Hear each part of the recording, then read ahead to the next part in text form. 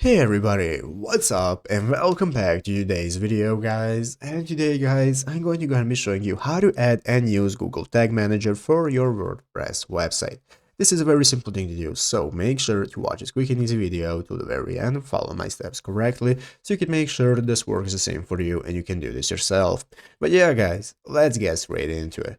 So the first thing you want to do is to go ahead and open up the official WordPress website right here at wordpress.com if you're not already, and after opening it up, you'll be greeted by this main page right here, where in the upper right corner you can get started logging into your account. So if you do not already have an account, just go ahead and create a new one, and after logging in, you'll be greeted by the home page right here, where the left side screen you can find all the sections you can access, such as home, statistics, upgrades, and so on. So let's go ahead and take a look at how we can get started with adding Google Tag Manager to our website. This is what we want to do. We want to look right here at the left side screen. Once you find in the left side screen all the sections you can access, we want to find this option right here that go ahead and says tools. So you want to find tools and put your mouse on tools, and then you want to open up marketing.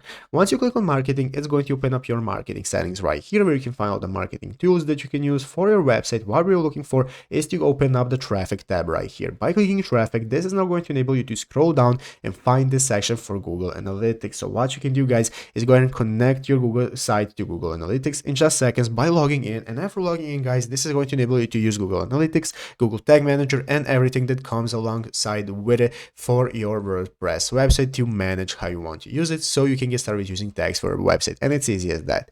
So I hope this video was helpful. If it was, make sure to leave a like, subscribe to the channel. So guys, thanks for watching, take care, and bye.